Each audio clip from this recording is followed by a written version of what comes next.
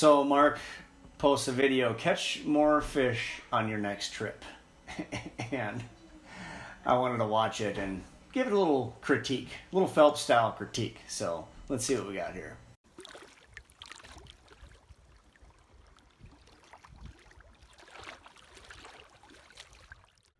Hi, I'm Mark with Upper Lip Outdoors. Hi, Mark. Today I'm going to lay out the 5 things that's going to help you catch more fish on your next canoe trip. Ooh, nice editing. I like that. That's good.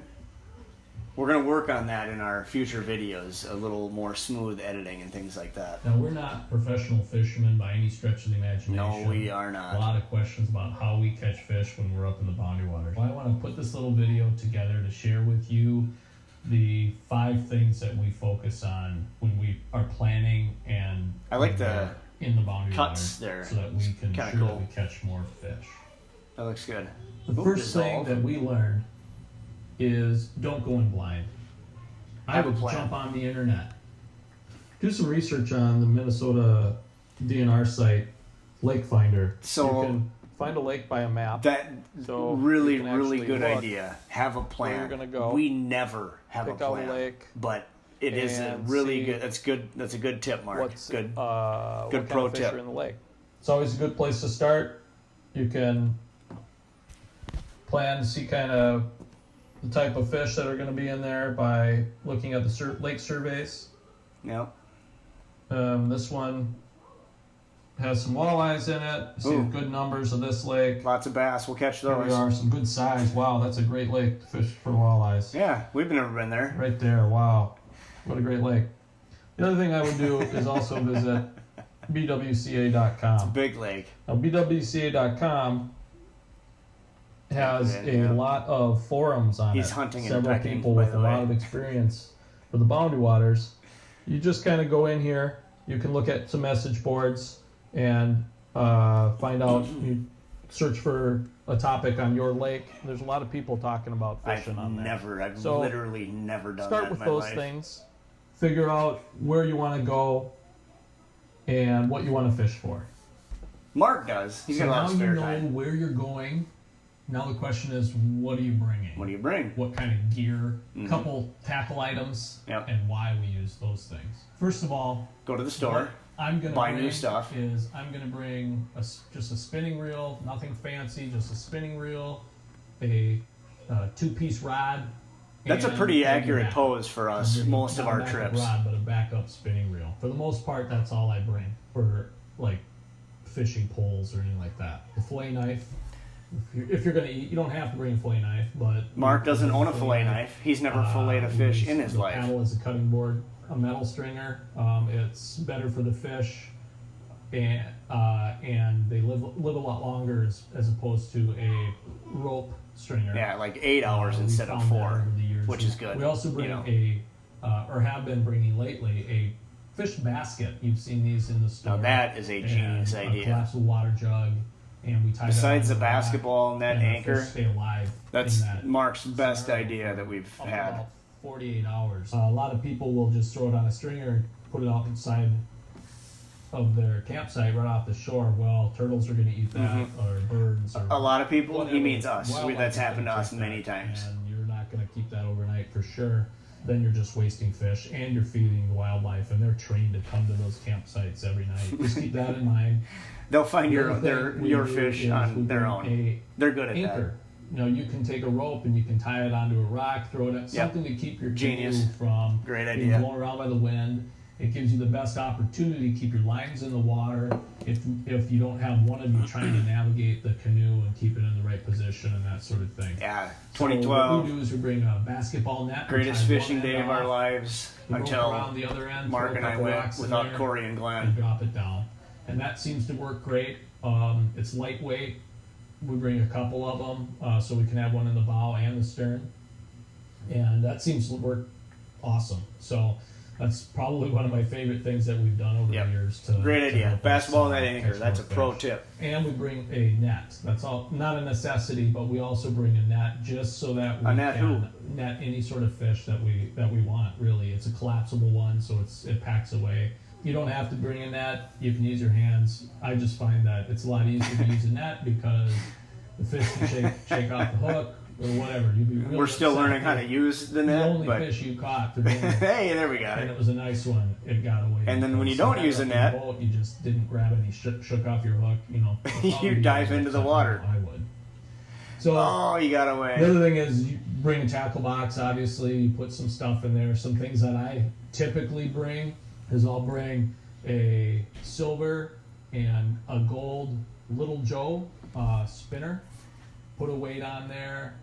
It's like a Lindy rig, and you hook your live bait on Those there. spinners You can are put a rusty goat now minnow because we've or never goat used them. leech We've on used there, pink jig heads, and then that's you it. Either let the wind blow you across the lake, or one of you can steer and navigate the canoe with your holding the rod between your legs, and the person on the bow can just sit there and fish.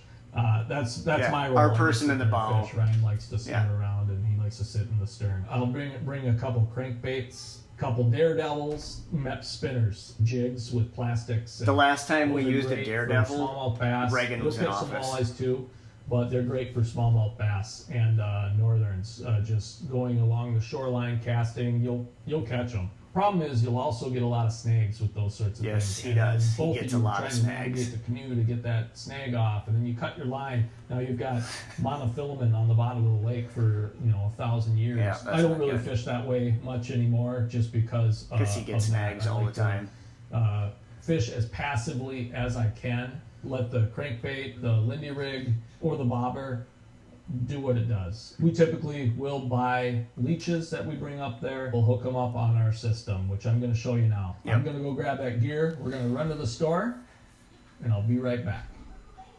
So we're at the store now, which this is really cool editing. And this is one of my favorite parts of this video. That's slick.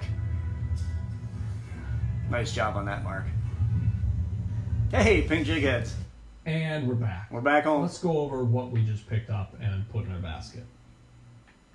So I like to use a braid, specifically a 20-pound braid. It's very I don't use thin. that at all. I It has just use a monofilament. equivalent of. I have the as far same as line diameter, as when we has first equivalent started of going 6 in pounds 1985. chest. So that's pretty good. Plus, it's really strong. It helps fight abrasions and that sort of stuff that you'll run into a lot up there with the rocks and sunken logs and that sort of stuff. So I spool up with some suffix, and then I the also swivel? put a tie onto a barrel swivel so that I can have a lead of monofilament. See that eagle that And was I taking put the fish? generally That's about 8 yeah. to That's why we 6 started pound using the test live on well. there. That helps a lot with some stretch, helps me tie on some lures a little bit easier than the braid will. And also, when I get a snag, or if I get a snag, it will When break before the braid does. Every third I cast have when he very gets a minimal snag. loss. I also don't lose my bobber. So there's a lot of benefit for having that barrel swivel tied onto some monofilament. So next thing, any real slip bobber will work, but I prefer. So to this have is an option, this is my favorite like part of the the wobble video bobber is that the you see wobble on the bobber. left there. And the best That part about the will wobble help bobber with some, is that it'll literally leads. take You'll you get a little more 45 action on the minutes lead- to on get the- your on the line leech or jig or through the whatever bobber. you're using It's underneath it. impossible And then on the to left, you'll navigate see your the way standard through one. there. Sometimes I'll switch. And Mark switch tosses them. them back to me all the There's several time. different brands And out there. it's a I've seen 45-minute one project. of the wobble, So my but you recommendation: can don't use get the whatever wobble kind you bobber. want, really. Get Slip that one bobber's next the to only it, that important thing. Phil, Of course, or one of if those. you are going to fish at night, I would also pick up one of these. These are great for low light situations. And of course, you Yes, never get the enough old bobber beads stop. and knots. Sometimes you'll have to Bring retie a lots of bead those. on there or a knot on there. And So of then course the really- pink jig head. Then just the Standard. jig head. So this is we've found that pink really works. That's well. really all we use. I would bring Pink jig heads. several different colors. Start out trying some. If you're on a new lake, especially, I bring try like some one of different each colors, different see what color, 'cause you're happens, only gonna and use then pink. Everyone switch to what's really working, and this will help you keep that bobber looking good and catching all of those walleyes. Yes, if you have you'll it actually situated, catch fish. They'll Look at all that. catch on the upper lip beautiful. once you set that hook. That brings us to our third thing, right? Fishing time. When should I be fishing? Well, there's a couple things. First of all, when you're sitting at the entry point and you're ready to get to your campsite to the lake that you've done all the research for, just get there. Don't be fishing on the way there. You'll spend more time working on snags and stuff than actually fishing. Just and get to camp. It also brings a lot Get of your risk water, to get your gear, firewood. and also you get a hook in your arm. You're just not ready to do it. Just get to the lake, and then once you get to your campsite, very good tip. make sure Look that how quick we are, too. you have the water ready to drink. We are a well-oiled machine. Firewood ready. You've got your tent up or your hammock up, whatever it is. You're just prepared to, in case the weather turns. So just be prepared, get ready, eat whatever you need to do, just so that you can get camp say, set up now right I'm away. going to concentrate on fishing. When are the best times to do that? To go fishing, to actually fish. Well, we fish all There's day, a couple things every that I day. do. First of all, I know that low light situations like dawn and dusk are always good for walleye. Dawn. They are a low light fish. They love to come up. We've been going and, for 30 years. eat We've never seen at dawn. at those times. We generally can't get up early enough to get dawn, but he does admit it there, always try which to is fish and good. get the night bite. Make sure you do have that. It helped light to get on. out of the tent The before other things 11 that you a.m. do during the day, That's a pro and tip I don't there. know how many of you have actually used these things. Some people think it's like witchcraft. Vector tables. So vector tables, I don't know what believe, that use some means. of the moon phases and that sort of thing to kind of What's figure your out vector, when the Victor? fish are more active. Well, I've used these. I know that there are good times, poor times, excellent times, and he remembers they're that 5 pretty days into the good. trip. Kind of freaky, really. It's weird. They work. You have to make sure you set aside time to fish, and make sure you're being most efficient with that time, because you always have to do other things when you're up in the back country, canoe country, to make sure that you're being prepared and safe. You've done some research. You've looked on bwca.com. You had some thoughts about that. Even if you haven't, some things that I always look for, first and foremost, is there an inlet?